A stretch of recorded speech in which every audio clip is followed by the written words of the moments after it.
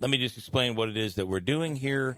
Rick has produced a documentary on Woodstock when it came to Griffiths.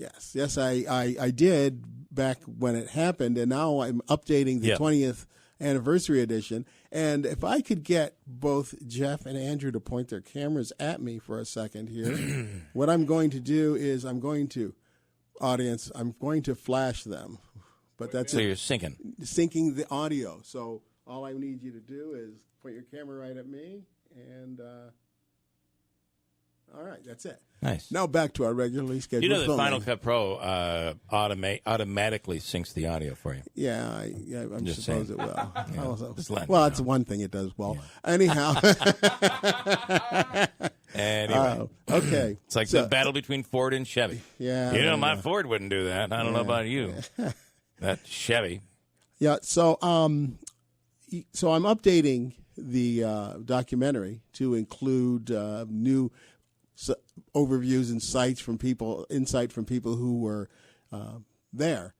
And 20 years later, a lot of big difference between when it was happening. Yeah. And then there was a big difference 10 years looking back. But now, being so far removed that your immediate emotions and all of that are not being affected, there's a lot of different opinions. Some of them have changed, some have softened, some have hardened. Mm-hmm. And I'm just getting some of the stories, some really interesting things. And you're taping this for the additional footage of the right. The additional footage will be added into the original. Okay. And we'll be showing it at the Cinema Capitol in Rome on the 21st of July. Cool. And it's going to be a movie with a party. And John Liebing's going to be playing. Nice. We've got John played Woodstock. Yeah, and he's in the film talking about his wonderful experience he had playing at one of the welcoming locations.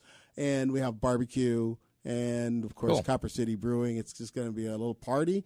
And then we got a movie going on. So you remember that traffic was supposed to go down River Road, passing right by this radio station complex. And they expected traffic to be so slow. All these people invested in food, food shacks and food trucks along the way. Right. But they had the traffic down and a plan put so well into place that traffic just flowed right by and nobody stopped. Right, and that's the kind of thing that's in this documentary. It's not, you'll see like Kid Rock and some people like that backstage. Mm-hmm. But the story of, they're here, the trucks are going to come through here, the cars. People were so mad, too. And I got the interviews of the people from Marcy talking about it, and then at the day of the event, it didn't happen here. Didn't happen, and there are a lot of stories like that a lot of people haven't seen or know. Yeah. But 20 years later, there's another story to be told. I have somebody who was like 12 at the time who went. And now they're talking about, wow, when I was a kid, and I was great. Yeah. So, but now in your case, I was trying to wonder what you were doing there. Besides just going there for the concert. We were broadcasting from there during the week, and we all had tickets, and I didn't go. I wasn't planning to go. It was live on TV, so uncensored live on TV. It might have been a pay-per-view. I don't remember, but we had it, and my wife and I had gotten it, and we had just recently gotten married, like the year before. So we were like, you know what, it's going to be crazy there. I'm not sure And then I started watching the thing on TV, and all of a sudden on Saturday, we both looked at each other like, we have to go to this thing. This is like, it's history happening right here close by. We have tickets and we're not there. What are we thinking? So we went Saturday, and then we went back on Sunday. Yeah. So at that time, so I was just a fan. A fan. And so, what did you think while it was going on in real time? Like while you got there and you saw it was pretty easy to get into, and then you were there. What did you think of the event as it was happening? As it was happening, I thought it was a huge success. It was just crazy. Like, I couldn't believe that it was like a city where all laws and rules of society were suspended. People were doing stuff like I couldn't believe. They were doing drugs right there, right out in the open. No one was stopping them. There was no worry of arrest. People were having sex laying right on the blacktop or on a blanket they threw down. And there's a group of people hovered around watching it. I mean, I couldn't believe what I was seeing. It was the craziest, most unruly, immoral. It was just, wow, this is fascinating. But they were enjoying themselves. They were, yeah. They were enjoying themselves. And so now, a little too much. And I guess that's what happened at the end with the. The end was different with the fires and the debate over whether or not it was a riot. It was pretty bad. Well, yeah, the terminology riot, but the fact is that brief period of time in that, mainly that space around those trucks, is what everybody seems to remember and says that's Woodstock. Yeah. And you were there. I was there for and that. You were there when before that happened and experienced all the. Well, I remember it was Red Hot Chili Peppers, and it was just starting to get dark, and it was fires. All of a sudden, you saw fires, and I'm like, boy, this seems to be getting I'm a little worried. And my wife was sitting on a blanket, and I remember looking over, and there was this group of kids that were tearing down the walls, and it was like because they were all written on. There was a graffiti on the walls. It was every wall, that piece of wooden fence is what it was had artwork on it. So people are just like ripping it down. They're how you're going to take that home, I don't know, but that was there. And then I realized, they're dragging it across, and literally, had we not gotten up and moved, they would have dragged this with nails sticking out of it, dragged this wood right over top of us. They were getting it for their bonfire. They weren't saving it and they'd throw it up on top of this fire and go get more wood. At that point, I'm like, okay, this is starting to get a little bit out of control and unruly. I think this might not be safe. And then it wasn't. It really wasn't. I mean, it was pretty scary. Well, now I'm not trying to minimize or marginalize the events, but now, like in a city like in Syracuse, where they have the SU when they won, they had cars burning, overturned stores were broken into and looted, and that was bad. That was bad. Yeah. That was bad. That was bad. But the Syracuse basketball is not defined by that incident, even the tournament or anything. It's part of that. In retrospect, looking at the Woodstock '99, do you think it's fair to use that fire incident to say that sums up the concert, that fire and that violence? Now, my initial response to that would be no. However, the fact is that the event.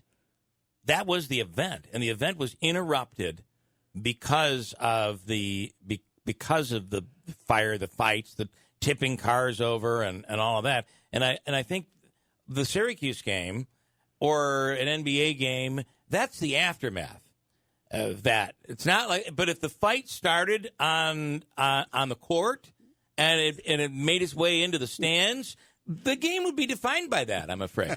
Right? That's the difference between the two, in my opinion. Yeah, I suppose the immediacy of the altercation. But Friday went on with no events, nothing bad. Saturday went on.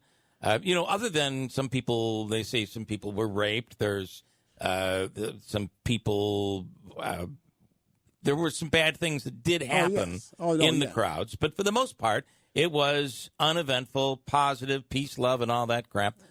Friday, Saturday, and all day Sunday, right up until the end. So, to be fair, the event was perfect, if you will. It was sort of like right up until that point. In that football Super Bowl, was it the Titans?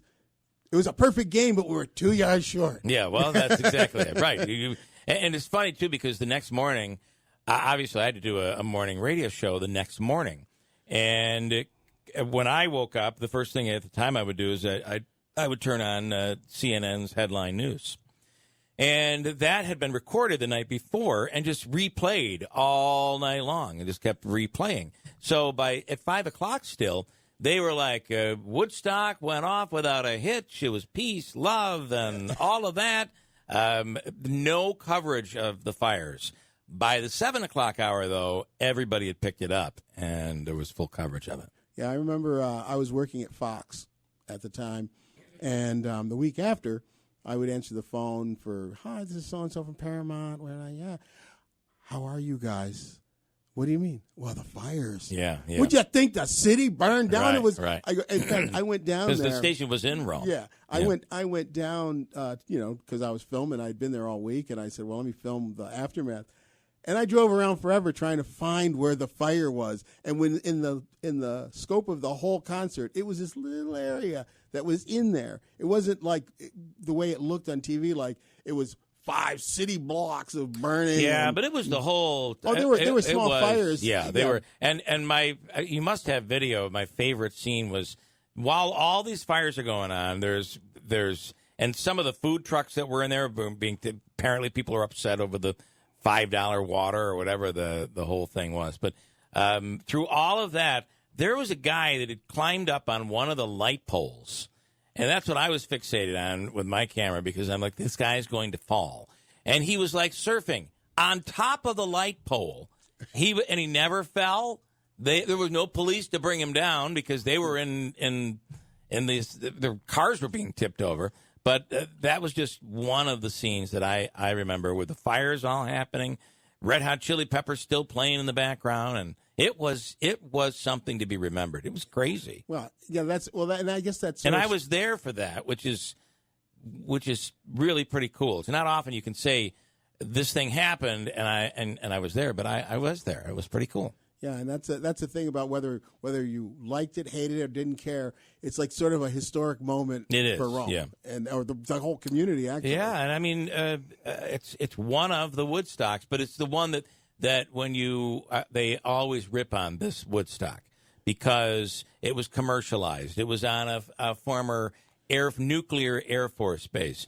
And when you see documentaries on MTV and that sort of thing, they're always ripping on it. And I look at it like, I don't know, I guess it ended badly, but it was still an awesome event. It was really unbelievable. At one point, there were probably close to 500,000 people there in the city of Rome at this concert. That was pretty darn cool. Yeah, it definitely was. I think we were so well prepared for the show. Like, we didn't have to work that week because UPS canceled, FedEx canceled. Right, you couldn't get in. Mail wasn't going to be delivered. It was feared nothing was going to happen in office, so everybody has the week off. But then the traffic wasn't nearly as bad as they thought it was going to be. No, so everything was fine. Yeah. It's wonderful. So, anyway, it's great remembering 20 years later, there's things that you can, you put in different perspective. And I had footage from back then that I just wouldn't release because people were not acting right. They were doing things that they thought was cool and fun, and these were local people. I remember I went to, and I'll probably put it in this new one, I went to a bank, and I was just driving around. I saw these signs for this bank, and I went over there, and I go, "Hi, you guys are celebrating this thing?" "Oh, yeah. We're getting money from all over the place." Yeah. They bring me behind the counters. This guy they never met with a camera, opening the drawers, showing me all how this much money. How much money they made? Money. Well, no, the different types of money from different countries. Oh, that's Canadian money. Cool. Yeah, and they were putting it on the counters, and it was cool. But then I said, I'm behind the bank counter with administration level staff at a bank. A guy they never met before. Right. It's crazy. And I know, I said, if I put this on back then, somebody's getting fired. Yeah, but now you can. Yeah, now. That'd be a cool thing to see. Because there were people from all different languages. It was really an amazing event. We can all say it happened here, and we were there. Yeah. Pretty cool. Yeah. So we'll be doing, I'll be getting this interview and a bunch of others. Putting them together for the 21st July. I look forward to seeing it. I'm going to pull out my old footage, see if I've got anything for you. Yeah, I would like to have some of that. So. Yeah. Rick Lewis, if you are wondering why we're talking about Woodstock, of course, it is in the news, whether this show, Woodstock 50, is actually going to go off or not at Watkins Glen. But you're in the midst of doing a 50-year, it wouldn't be a 20-year, since the one that was in Rome, a documentary and updating your documentary, and you're actually taping an interview for the documentary as we speak here on the radio. So pretty cool. I appreciate it, Rick. Thank you. I do have to break, though. No commercials in the documentary, but there are some here. We'll come back here in a bit.